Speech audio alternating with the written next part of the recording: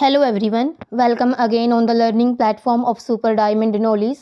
As you know guys that today was the exam of EMRS lab attendant, and in our previous video we have already discussed the answer key of the 15 questions of general awareness. And in this video we will discuss the answer key of the 15 questions of general English. जो सामान्य English के 15 question पूछे गए हैं उनकी answer की हम discuss करेंगे. Let's start reading. 31 to 35 read the passage given below and answer the questions that follow. 31 से 35 तक जो क्वेश्चन हैं वो उनको आंसर करने के लिए हमने ये पैसेज रीड करना है और फिर उनके आंसर देने हैं. Let's start reading the passage. While engaged in the laying of a new railway line, नई रेलवे लाइन बिछाने के काम में जब मैं व्यस्त था, एंगेज था, आई हैड अ मिराक्युलस होता है बड़े चमत्कारी तरीके से, escape from N awful death, बड़ी भयानक मृत्यु से मैं बच गया बड़े चमत्कारी तरीके से. आई लिव्ड, मैं रहता था, इन ए स्मॉल, एक छोटे से टाउनशिप, छोटे से नगरी में रहता था मैं. बट माई वर्क ले सम 12 माइल्स अवे, लेकिन जो मेरा काम था वो 12 मील दूर था. And I had a small tent on the works yet, जहाँ पर मैं काम करता था वहाँ पर मेरा एक छोटा सा टेंट था जिसमें मैं रहता था. येट, फिर भी, I often went to the town on horseback, फिर भी मैं जो घोड़े पर बैठकर घोड़े की सवारी करके मैं अपने नगर चला जाता था. ऑन वन ओकेशन, एक बार की बात है, एक अवसर पर, an accident happening to my horse, मेरे घोड़े का दुर्घटना हो गई, एक एक्सीडेंट हो गया. I got a lift into town, मुझे टाउन नगर तक जाने के लिए लिफ्ट मिली. होपिंग दैट, उम्मीद थी कि that someone might do me a similar favour on my way back, मुझे उम्मीद थी कि जब मैं वहाँ से वापस लौटूंगा तब भी मेरे साथ कोई होगा. But this was not to be, लेकिन ऐसा नहीं हुआ. जाते वक्त तो उसको एक लिफ्ट मिल गई, बट वापसी आते हुए वो ऐसी उम्मीद कर रहा था वो उसको नहीं मिली, कोई भी साथी उसको नहीं मिला आते time. But this was not to be, लेकिन ऐसा नहीं हुआ. And I made up my mind to do the journey on foot, तो मैंने अपना मन बना लिया कि जो मैं अपनी जर्नी है वो पैदल चल के ही तय करूँगा.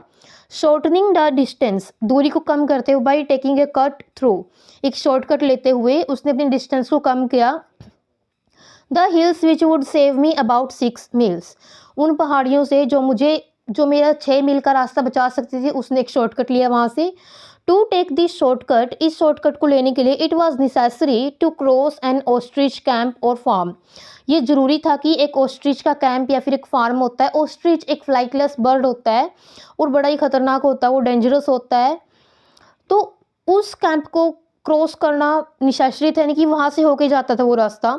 To venture across these camps in the breeding season, breeding season होता है वो सीजन, वो मौसम जब वो ब्रीड करते हैं, यानी कि प्रजनन करते हैं. और ये काम करना बड़ा ही वेंचर था, यानी कि बड़ा डेयरी काम था ये.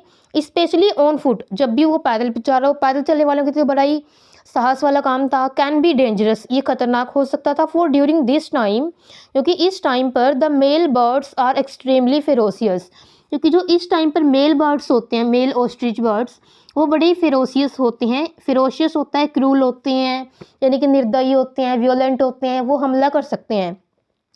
तो it can be dangerous. So guys this was the passage, और पैसेज बड़ा ही ईजी था. अब हम इसके क्वेश्चंस को सोल्व करने की कोशिश करते हैं. ही जनरली स्लैप्ड इन, वह कहाँ पर सोता था प्राय. अब देखिए, अ टेंटेड अकोमोडेशन, एक टेंट में, वेटिंग रूम में, ट्रेन कोच में, स्टाफ क्वार्टर में. हमारे पास पहले आ चुके, उसके पास एक स्मॉल टेंट था, तो इसका जो राइट आंसर रहेगा वो ऑप्शन नंबर 1 रहेगा. Next question is study the following statements, जो ये स्टेटमेंट्स कुछ कथन दिए गए हैं इनको रीड करना है हमने. Male ostriches are ferocious by nature, जो मेल ऑस्ट्रिच होते हैं वो फेरोसियस होते हैं, उनकी जो प्रकृति होती है वो बड़ी निर्दयी होती है, बड़े क्रूर होते हैं, वो हिंसक होते हैं. ये बिल्कुल सही है, हमने जो पैसेज की लास्ट वाली लाइन है उनमें देखा था. To pass through ostrich farm can be dangerous, ostrich के फार्म से गुजरना खतरनाक हो सकता है. ये दोनों ही statement, both A and B are true, दोनों स्टेटमेंट ट्रू हैं. Both A and B are false, दोनों ही स्टेटमेंट फॉल्स हैं. या फिर A is an opinion and B is a fact. Opinion होता है कोई विचार, कोई धारणा जो हम बना लेते हैं, और फैक्ट होता है यानी कि जो स्टेटमेंट होती है, मतलब जो कथन होता है जो निश्चित होता है. अब guys B is an opinion और ए इज़ फैक्ट, सो इस क्वेश्चन का जो करेक्ट आंसर है वो ऑप्शन नंबर 4, यानी कि बी एक ओपिनियन है. यानी कि to pass through ostrich farm, ostrich के फार्म से होकर जाना ये खतरनाक हो सकता है. But A is a fact, लेकिन जो ए है वो मेल ऑस्ट्रिच और फेरोसियस, ये एक फैक्ट है कि हाँ वो उनकी जो प्रकृति होती है, उनका जो नेचर होता है वो बड़े फिरोसियस होते हैं, क्रूल होते हैं, वो ये फैक्ट है। और जो नीचे बी वाली स्टेटमेंट है वो एक ओपिनियन। तो option number 4 will be the correct answer according to me for this question. अब हम नेक्स्ट क्वेश्चन देखते हैं इसका। Once he had to travel to the town, एक बार उसे नगर जाना पड़ा था, गेटिंग अ लिफ्ट, उसको लिफ्ट मिली थी, या फिर ऑन अ लोकल ट्रेन, यानी कि लोकल ट्रेन में गया था, वो ऑन फुट गया था, या फिर वो हॉर्स बैक गया था। सो गाइज इसका जो करेक्ट आंसर रहेगा वो ऑन फुट आएगा अकॉर्डिंग टू मी, क्योंकि क्वेश्चन किस सेंस में पूछा गया, once he had to travel यानी कि उसको यात्रा करनी पड़ी थी, पैदल उसको यात्रा करनी पड़ी थी। क्यों? क्योंकि उसका घोड़े का एक्सीडेंट वो हो गया था। तो option number 3 will be the correct answer for this question. Next question है, the narrator was working in the railways as, जो नरेटर है, जो इस पैसेज का वर्णन करता है, वो रेलवे में किसके तौर पर काम कर रहा है? एक गार्ड यानी कि पहरेदार, और टिकट कलेक्टर है, वो ट्रेन ड्राइवर है, या फिर वो एक इंजीनियर है। सो गाइज इस क्वेश्चन का जो करेक्ट आंसर है वो है ऑप्शन नंबर 4 यानी कि एन इंजीनियर। कि रेलवे लाइन जो बिछाने का काम होता है वो मोस्टली इंजीनियर का होता है, ना तो ट्रेन ड्राइवर रेलवे लाइन बिछाता है, ना ही टिकट कलेक्टर और ना ही guard. Option number 4 will be the correct answer for this question. Next question है, to venture across an ostrich farm, ostrich के फार्म से होकर गुजरना क्या था? द अंडरलाइन वर्ड, जो ये अंडरलाइन वर्ड है venture, word can be correctly replaced, उसको हम किसके साथ चेंज कर सकते हैं? ट्रेवल इनकी यात्रा से, मूव हिलने से, या फिर डेयर साहस से, या फिर गो। आपको जो इसकी ट्रांसलेशन से पता लग गया होगा, जो इसका करेक्ट आंसर होगा गाइज वो है ऑप्शन नंबर सी, यानी कि ऑप्शन नंबर 3 इसका करेक्ट आंसर रहेगा डेयर। यानी कि वेंचर का मीनिंग ही क्या होता है? A project which is new and possibly dangerous, एक कुछ नया और ऐसा काम जो कि खतरनाक हो सकता है, तो उसको वेंचर बोला जाता है। और डेयर का मीनिंग भी साहस ही होता है। नेक्स्ट क्वेश्चन है question number 36, complete the sentences given below with the help of options that follows each sentence. हमने इस सेंटेंस को कंप्लीट करना है, फिर जो आगे ऑप्शन दिए गए उनके अकॉर्डिंग देखते हैं। The new phone dash the competition, blows over, blows out, blows off, blow away. यदि हमें इस क्वेश्चन का करेक्ट आंसर फिल करना है तो हमें जो ये फ्रेजल वर्ब दी गई हैं इनके मीनिंग पता होना चाहिए।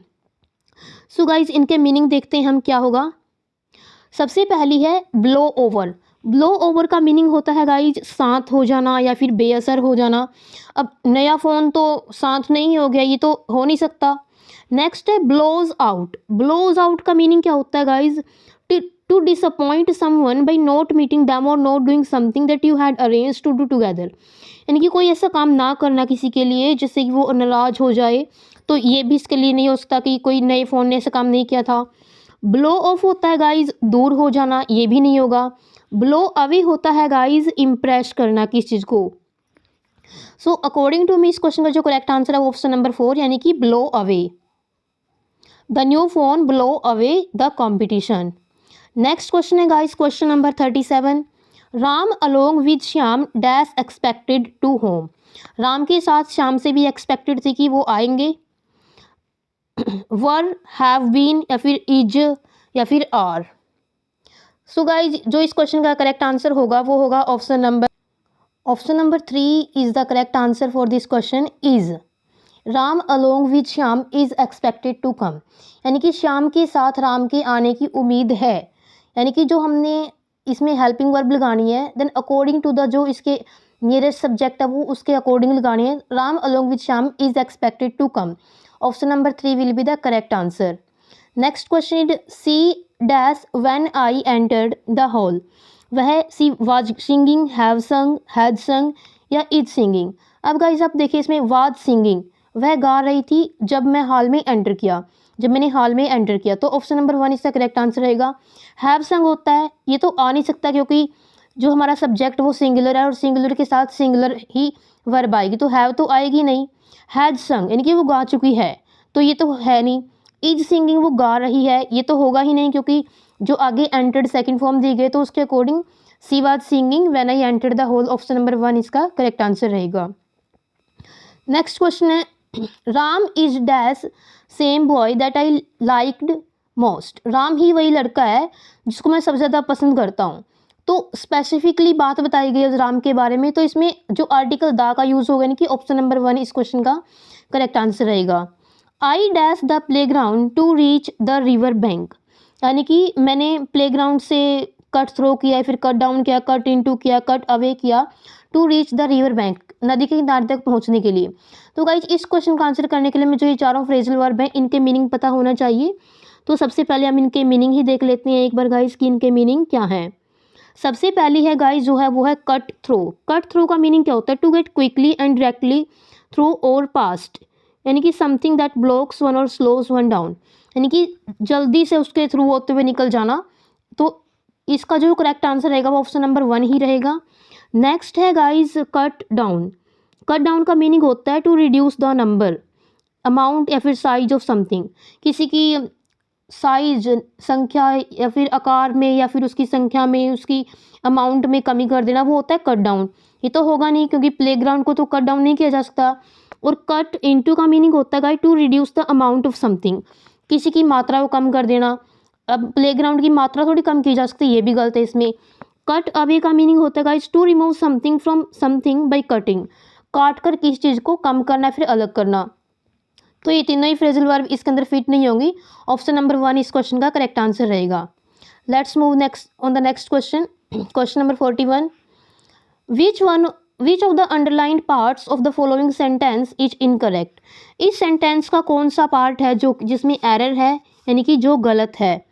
ही हैड हिंटेड, उसने हिंट कर दी दैट ही वॉन्ट्स मनी, कि वो मनी चाहता है। अब देखिए स्टार्टिंग में क्या दे दिया, पास्ट परफेक्ट टेंस दे दिया और आगे प्रेजेंट इंडेफिनिट दे दिया। तो एरर किस में है? डी वाले पार्ट में एरर। तो ऑप्शन नंबर 1 इस क्वेश्चन का करेक्ट आंसर रहेगा। क्वेश्चन नंबर 42 देखिए guys, choose the option in which the given sentence has been changed into passive voice. हमने वो ऑप्शन चूज करना है जिसमें जो गिवन सेंटेंस है वो पैसिव वॉइस में चेंज है। I wrote a letter. अब हमको पता है कि जब भी हम वॉइस चेंज करते हैं तो कभी भी टेंस चेंज नहीं होगा। अब देखिए इसमें जो पास्ट में है हैज़ बीन, ये पास्ट, ये प्रेजेंट में हो गया, ये पास्ट में है, ये प्रेजेंट में है, इज रिटन। अब जो इस क्वेश्चन का करेक्ट आंसर होगा वो होगा ऑप्शन नंबर डी, यानी कि a letter was written by me. यानी कि सबसे पहले हमने ऑब्जेक्ट को आगे लेकर के आना है, यानी कि ए लेटर के अकॉर्डिंग जो हेल्पिंग वर्ब आएगी वाज, फिर write, wrote, written, third form use होगी, देन बाई, और फिर हमने आई यानी कि सब्जेक्ट को पीछे लेके जाना है, उसको हम मी की फॉर्म में यूज करेंगे। तो ऑप्शन नंबर 4 इस क्वेश्चन का करेक्ट आंसर रहेगा। नेक्स्ट क्वेश्चन है question number 43, the law will punish whoever is guilty. कानून उसको सजा देगा जो भी गिल्टी होगा, यानी कि जो भी दोषी होगा। Which of the following words can replace the underlined word. इनमें से कौन सा वर्ड है जो कि इस अंडरलाइन वर्ड को रिप्लेस कर सकता है? इम्प्यूडेंट। इम्प्यूडेंट का मीनिंग क्या होता है गाइस? दिलेर। ओडेशियस का मतलब क्या होता है? बहादुर। इनोसेंट का मतलब क्या होता है? मासूम। और कल्पेबल क्या होता है? दोषी या फिर गिल्टी। तो इसको जो रिप्लेस करेगा गिल्टी वर्ड को वो ऑप्शन नंबर 4 होगा, इनकी culpable. Option number 4 will be the correct answer for this question. Next question है question number 44, his views do not accord with mine, यानी कि उसके विचार मेरे साथ मेल नहीं खाते। Which one of the following words is opposite. अब हमने इसके मीनिंग का जो अपोजिट वर्ड हमने इनमें से बताना है कौन सा होगा। उसके विचार में से मेल नहीं खाते। अकॉर्ड का मीनिंग इसमें क्या बताएगा? यानी कि मेल खाना, और इसका अपोजिट क्लैश होता है, टकराव, यानी कि इस क्वेश्चन का यही सही जवाब रहेगा ऑप्शन नंबर 1 ही। कोइंसाइड होता है मेल खाना, एग्री सहमत होना, और कोरिस्पोंड होता है उसके अनुरूप होना। तो option number 1 will be the correct answer for this question. Question number 45 देखिए, choose the option in which the following words और phrases can be arrange to form correct sense. हमने जो ये 4 ऑप्शन दिए गए इनको एक ऐसे सीक्वेंस में अरेंज करना है कि एक मीनिंगफुल सेंटेंस बनाए। तो हमको पता है जब भी कोई सेंटेंस स्टार्ट होता है तो वो किसी नाउन या प्रोनाउन से होता है। अब देखिए मे लीव, ये तो मॉडल और वर्ब आ गई। ईट सो, ये भी वर्ब है, बट जो वी है वो एक एज ए प्रोनाउन यूज़ होता है। तो सबसे पहले हमारे ऑप्शन जो आंसर होगा उसमें सी मिलेगा। अब देखिए सी इसमें नहीं है, इसको भी एलिमिनेट कर दीजिए, इसमें भी नहीं है और इसमें भी नहीं है। तो बच गया एक ही ऑप्शन, यानी कि CBDA, यानी कि we eat so that we may live. तो option number 1 will be the correct answer for this question.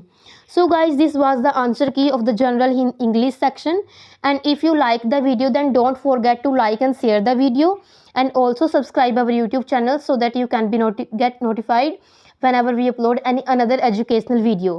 Bye bye, thanks for watching the video.